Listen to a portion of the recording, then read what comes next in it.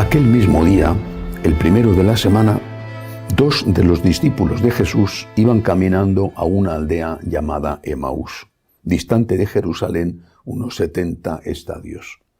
Iban conversando entre ellos de todo lo que había sucedido. Mientras conversaban y discutían, Jesús en persona se acercó y se puso a caminar con ellos. Pero sus ojos no eran capaces de reconocerlo. Él les dijo: ¿qué conversación es esa que traéis mientras vais de camino? Ellos se detuvieron con aire entristecido, y uno de ellos, que se llamaba Cleofás, le respondió: ¿eres tú el único forastero de Jerusalén que no sabe lo que ha pasado estos días? Él les dijo: ¿qué? Ellos le contestaron: lo de Jesús el Nazareno, que fue un profeta poderoso en obras y palabras ante Dios y ante todo el pueblo, cómo lo entregaron los sumos sacerdotes y nuestros jefes para que lo condenaran a muerte y lo crucificaron. Nosotros esperábamos que él iba a liberar a Israel, pero con todo esto ya estamos en el tercer día desde que esto sucedió. Es verdad que algunas mujeres de nuestro grupo nos han sobresaltado, pues habiendo ido muy de mañana al sepulcro y no habiendo encontrado su cuerpo, vinieron diciendo que incluso habían visto una aparición de ángeles que dicen que está vivo. Algunos de los nuestros fueron también al sepulcro y lo encontraron como habían dicho las mujeres, pero a él no lo vieron. Entonces él les dijo: qué necios y torpes sois para creer lo que dijeron los profetas. ¿No era necesario que el Mesías padeciera esto y entrara así en su gloria? Y comenzando por Moisés y siguiendo por todos los profetas, les explicó lo que se refería a él en todas las Escrituras. Llegaron cerca de la aldea donde iban, y él simuló que iba a seguir caminando. Pero ellos lo apremiaron, diciendo: quédate con nosotros, porque atardece y el día va de caída. Y entró para quedarse con ellos. Sentado a la mesa con ellos, tomó el pan, pronunció la bendición, lo partió y se lo iba dando. A ellos se les abrieron los ojos y lo reconocieron, pero él desapareció de su vista.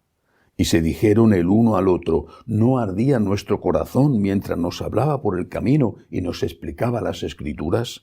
Y levantándose en aquel momento se volvieron a Jerusalén, donde encontraron reunidos a los 11 con sus compañeros, que estaban diciendo: era verdad, ha resucitado el Señor y se ha aparecido a Simón.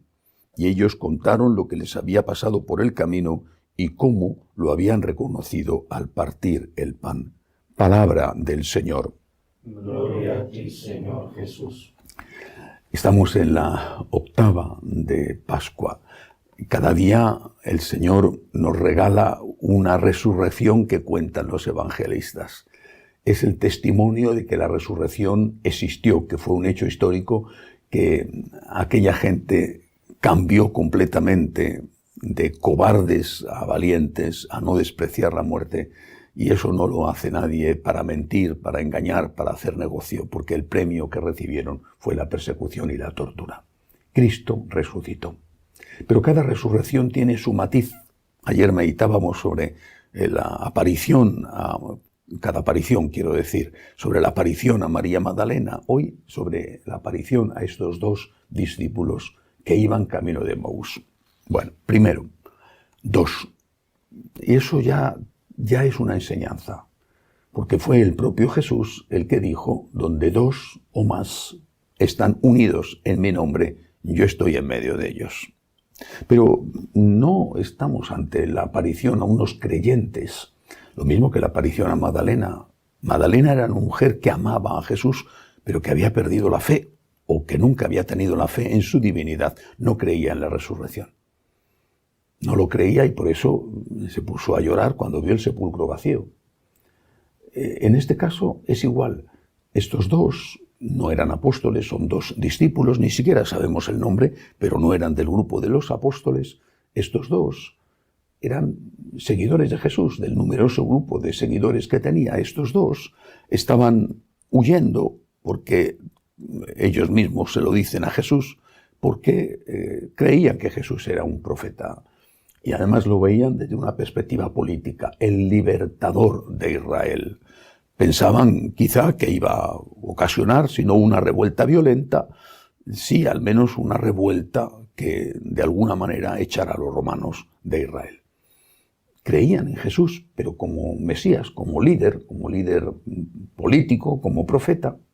Bueno, amaban a Jesús, pero no tenían fe. Pero ese amor a Jesús es suficiente. Es suficiente el amor a Él para que Él se haga presente en medio de ellos, entre ellos. ¿Qué característica tiene esa presencia? También lo cuentan. Ellos dicen que les llenaba el corazón de fuego. Y se dicen el uno al otro, cuando ya han reconocido a Jesús, ¿no ardía nuestro corazón cuando Él nos explicaba las Escrituras? Por lo tanto, el Señor, que había prometido su presencia en medio de los discípulos, la lleva a cabo en este caso con dos que le querían, estaban unidos en su nombre, pero que no tenían fe en su divinidad, en que iba a resucitar, pero le querían. Le querían, en su nombre estaban unidos, se querían entre ellos, eran seguramente dos amigos que estaban huyendo, pero estaban huyendo juntos. El Señor se aparece, está con ellos, les conforta, les explica las Escrituras, les llena el corazón de fuego. Pero eso no fue todo. No fue todo porque a continuación vino la Eucaristía. Y en la Eucaristía fue donde le reconocen, en la fracción del pan, que es un símbolo de la Eucaristía. Allí le reconocen. Allí no solamente su corazón se llena de fuego, sino que en ese momento descubren que ahí está Jesús y sienten todo el valor que experimentaron los demás cuando comprendieron que la resurrección de verdad había existido, que la resurrección daba un cambio completo a lo que hasta ahora ellos habían estado creyendo. Por lo tanto, dos enseñanzas. Primera, la presencia de Jesús en medio de los discípulos.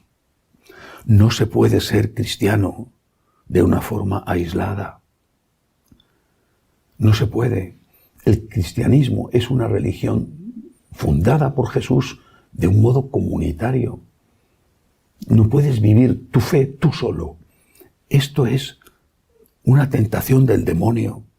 El aislamiento es una tentación del demonio.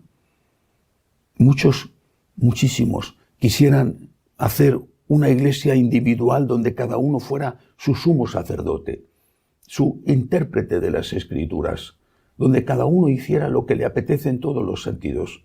Eso no es el cristianismo, eso no es el catolicismo. Tenemos que vivir en comunidad. Y vivir en comunidad tiene la ventaja inmensa, que merece la pena pagar el precio, la ventaja inmensa de que estamos con Jesús. Jesús en medio de los discípulos, que nos llena el corazón de fuego, que nos explica las Escrituras. Es decir, que nos dice cuál es la voluntad de Dios y que nos ayuda a entender y a interpretar cuál es esa voluntad, según lo cuenta la propia palabra de Dios. Cuando tú vives solo, al final es muy fácil que te confundas, que te extravíes, que te hagas un Dios a tu imagen y semejanza en lugar de ser tú el que intenta parecerse a Dios. Que te hagas una religión a tu medida, cómoda, que no te moleste y que no te pida demasiado. Cuando hablo de las escuelas de agradecimiento y en este tiempo de la pandemia, de las escuelas de agradecimiento virtuales, te basta con conectarse 1 hora a la semana. Cuando hablo de esto, a muchos no les interesa. ¿Por qué no les interesa? ¿Es que no tienen 1 hora a la semana? ¿No hay 1 hora a la semana para ir a misa el domingo? ¿No la hay? ¿No hay 1 hora a la semana para reunirte con una comunidad y crecer juntos en la fe? Puede ser que haya casos en que efectivamente no lo haya, pero la mayor parte de las veces es pura comodidad y pura pereza. ¿Cómo vas a seguir al Señor de forma aislada? Repito, es una tentación del demonio, porque cuando el demonio logra dividirnos, vence con más facilidad. Y en cambio, en la unión encontramos la fuerza. En la unión encontramos la presencia del Señor. Por lo tanto, primera lección que nos da esta aparición del resucitado: no te quedes solo. Paga el precio, merece la pena. Vas a estar con Jesús. Merece la pena que vayas a misa el domingo. No puedes por la pandemia, mírala en televisión, pero merece la pena. Es que vas a estar con Jesús en la Eucaristía. Merece la pena que tengas una comunidad pequeña, aunque sea virtual, porque no vas a estar solo. Merece la pena pagar el precio de sacrificar 1 hora a la semana. Merece la pena. Vas a estar con Jesús y tu corazón se va a llenar de fuego. Y esto no es una promesa vana, una promesa electoral. Esta es una realidad que constatamos todos los días, cada vez que lo hacemos. Por último, el Señor se hace presente en la Eucaristía. Ayer escuchábamos a Magdalena que identificaba a Cristo cuando oía su voz. Y citaba aquella frase de San Agustín en los famosos versículos de sus confesiones, donde él habla a Jesús y le dice: hermosura siempre antigua, siempre nueva, tarde te amé. Bueno, y también dice: tú me llamaste y clamaste y rompiste mi sordera. En la Eucaristía escuchamos a Cristo. Le escuchamos, lo sabemos. Sabemos que es Él el que nos habla, lo sabemos, fuera de toda duda, lo sabemos. Pues bien, en la Eucaristía, aquí, en esta aparición del Señor a los de Emaús, en la Eucaristía también se nos manifiesta el Señor como Dios. Le escuchamos, creemos en Él, sabemos que Él es Dios, sabemos que Él está presente en la Eucaristía, que es una presencia real y auténtica. Y si esto es así, pues también tendremos que pagar el precio de estar en comunidad y el precio de ir a la Eucaristía. ¿Cómo podemos regatearle a Dios ese mínimo tiempo semanal para estar con Él en la Eucaristía, sabiendo que de verdad Él está allí, que nos habla, que nos consuela, que es nuestra fortaleza, que es nuestro pan sin el cual no podemos vivir? Cristo ha resucitado. Nos espera en la comunidad y en la Eucaristía. Y por muy caro que sea el precio, que no es tan caro, solo sacrificar un poco de tiempo a la semana, por muy caro que sea el precio, merece la pena pagarlo por estar con Él. Que así sea.